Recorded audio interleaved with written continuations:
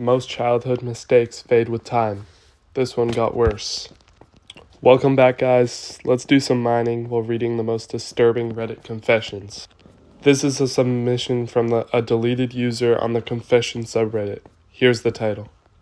I think I'm responsible for my best friend's death, and I've kept silent for 23 years. Throwaway account for obvious reasons. I don't even know I'm writing this. Maybe because I can't sleep anymore. Maybe because I saw his mother at the grocery store last week and she looked right through me like I was a ghost. Maybe because I deserve to be one. I need to tell someone what I did, what I didn't do. I don't know anymore. This happened in the summer of 1999. I was 11 years old. That summer was supposed to be perfect. School had just let out and my best friend Marcus and I had the whole neighborhood to ourselves. Our parents worked during the day, so we'd meet up every morning around 9 and wouldn't come home until the streetlights came on. This was back when kids still did that.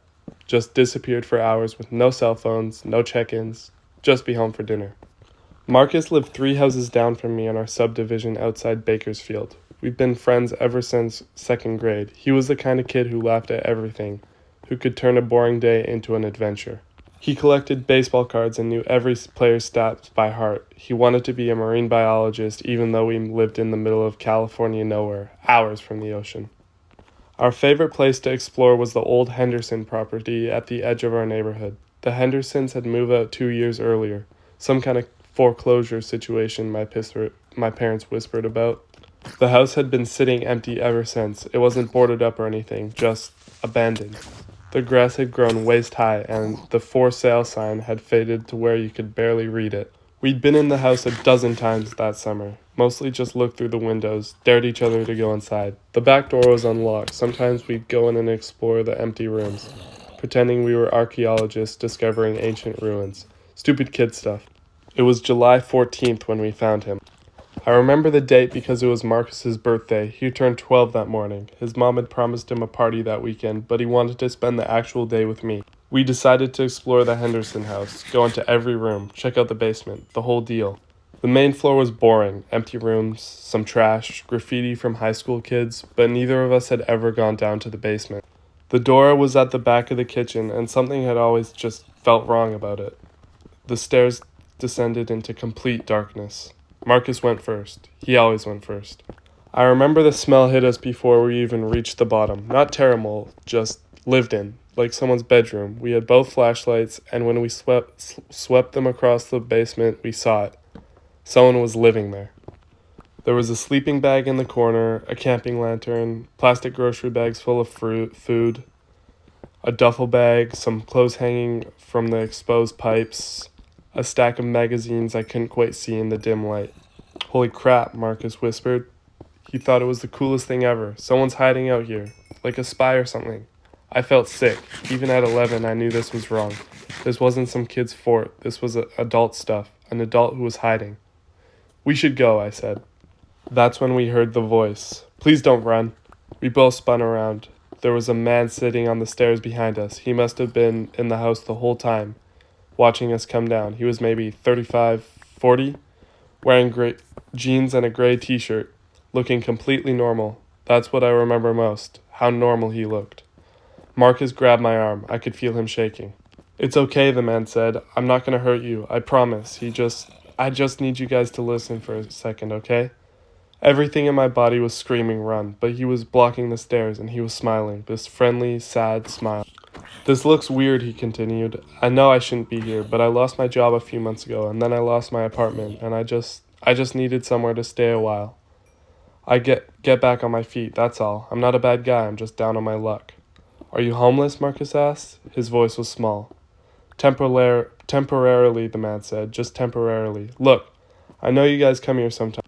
I've seen you around the neighborhood. You seem like good kids. I'm asking you. Please don't tell anyone I'm here. I have a record. If the police find out, they'll arrest me for trespassing. I'll never get another job. Please, I'm begging you. He reached into his pocket and pulled out 2 $20 bills. Here, he said, holding them out. Take this. Buy yourself something nice. Just give me another week or two to figure things out, okay?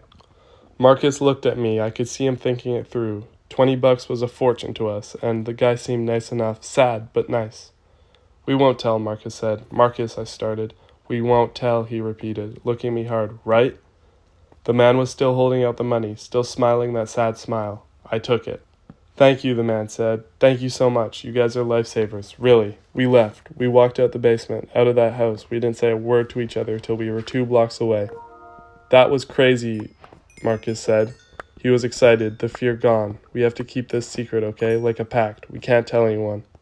"Marcus, I don't think—" "We already took his money," he said. "If we tell now, we'll get in trouble too, for trespassing and taking money from a stranger. My mom would kill me." He was right about that time. We'd both been told 1,000 times not to go near that house.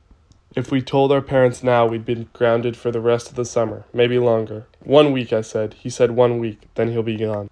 "Exactly," Marcus said. 1 week and it's like it never happened. But I couldn't shake the feeling. Something about the man's eyes. Something about the way he'd been sitting there in the dark, waiting. Something about those magazines I'd seen but couldn't quite make out. I should have told someone. I should have told my parents that night. I should have called the police. I should have done anything except for what I did, which was nothing. 3 days later, Marcus didn't show up at our usual meeting spot. I waited over an hour, then went to his house. His mom answered the door, and I could tell something immediately was wrong. "Have you seen Marcus?" she asked. "He left this morning, and he was meeting you, but he never came home for lunch." My stomach dropped. "I haven't seen him. I've been waiting for him." By evening, the police were involved. The next morning, there were search parties. They dragged through the river. They searched the house. They went door to door. They searched the Henderson house. I watched from my bedroom as the police officers went inside. They were in there for maybe 20 minutes. Then they came out, checking things off clipboards. They didn't find anything. He was gone. The man was gone. The sleeping bag, the food, everything. Like he'd never been there. Marcus was never found. The official theory was that he drowned in the river and his body had been swept downstream, or that he'd run away, though everyone knew him said that was impossible. The case went cold after 6 months. I never told anyone about the man in the basement. Not the police, not my parents, not anyone. I told myself I was protecting Marcus's memory, that if I admitted we were in that house, been talking to a stranger, taken money from him, that somehow make things worse. That people would blame Marcus for being stupid, that his mom would be angry at him. But really, I was protecting myself. I was terrified that if I told the truth, everyone would know it was my fault, and that I could have stopped it. That I took the money and kept quiet and let my best friend die. I've lived with this for 23 years. I moved away from Bakersfield as soon as I could. I've never been back. I've never contacted Marcus's family. I've tried to forget. Last month, I couldn't sleep and I was scrolling through my phone. I don't know why, but I looked up the Henderson address house, just to see if I was still there. It's been torn down. There's a new development there now. But when I was searching, I found something else. A news article from 2001, 2 years after Marcus disappeared. A man named David Esley was arrested in Fresno for attempted kidnapping. During the investigation, they connected him to 3 other missing children cases in Central California between 1997 and 2000. He was convicted and sentenced to life in prison. I looked up his photo. It was him, the man from the basement. I found a more detailed article. It said police believed there were more victims but that they'd never found. That Esley had been transient, moving between abandoned properties, staying in one place for a few weeks before moving on. The timeline matched. The location matched. Marcus's name wasn't on the list of confirmed victims, but they never found his body, never the evidence, but I knew. I knew it was him. I know that if I had told someone, anyone that day, Marcus might still be alive, or at least his family would have answers.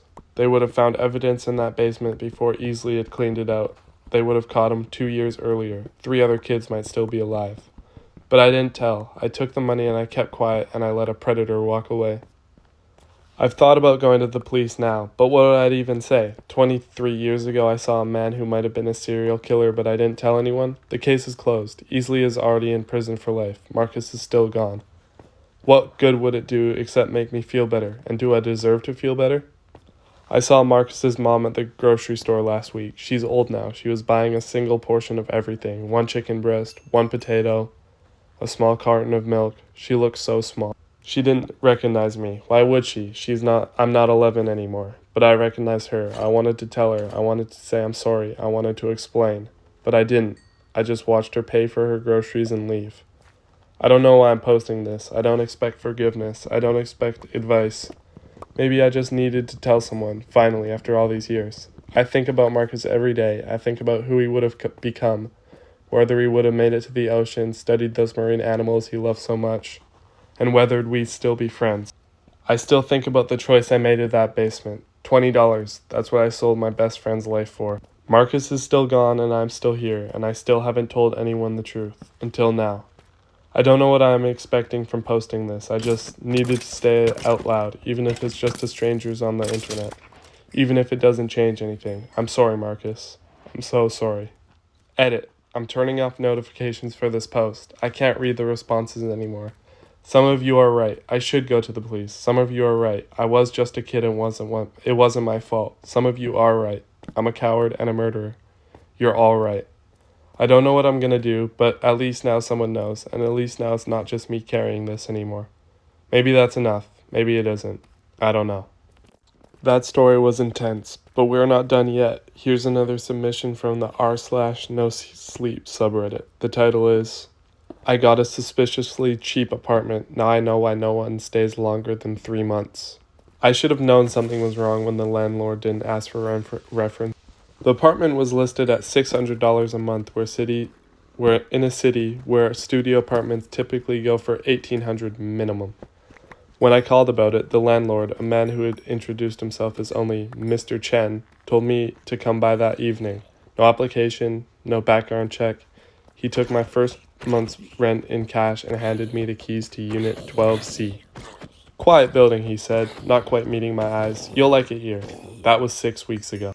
The first week was fine, great even. The apartment was small but clean. The hardwood floors and windows let in plenty of light. The building was old, built in the 1950s according to the faded cornerstone, but well maintained. 12 units total, spread across 4 floors. The only weird thing was how quiet it was. I'm not talking normal quiet. I mean the kind of silence that feels heavy, like the building is holding its breath. No footsteps from the stairs, no muffled TV sounds through the walls, no door slamming, no arguments, no music, nothing. I figured I just had considerate neighbors. Then I started seeing them. The first time was on a Tuesday morning. I was leaving for work at about 7:15 a.m. when I saw the woman in 11C in the hallway. She was standing at her door, key in hand, completely still, just standing there, staring at her door. Morning, I said. She didn't respond, didn't even blink. After an uncomfortable moment, she walked past the stairs. When I glanced back, she was gone. Her door closed, no sound of it opening or shut. The next morning, same thing, 7:15 a.m. Woman from the 11C standing at her door, key in hand, staring. I started paying attention after that. I tried talking to the neighbors. The woman from 11C wouldn't answer her door. The man from 10B, when I finally caught him on the stairs, just stared at me with a blank expression. His mouth moved like he was trying to speak, but no sound came out. Then he turned and continued down the stairs. I went to Mr. Chen, asked him about the other tenants, how long they'd been there, if he noticed anything strange. They keep to themselves, they said. Just as you should. But you don't think it's weird that the rent is $600 a month. His voice went cold. I suggest you enjoy the peace and quiet. I didn't bring it up. 3 weeks in, I started having the dreams. I'm walking through the building, but it's wrong. The hallways are too long, there are too many doors, and behind each door I can hear breathing. Dozens of people, all breathing in perfect synchronization. In the dream, I know I need to leave, but my legs won't work right. I'm moving in slow motion and the breathing is getting louder. I can feel all these people behind the doors waiting for something to happen.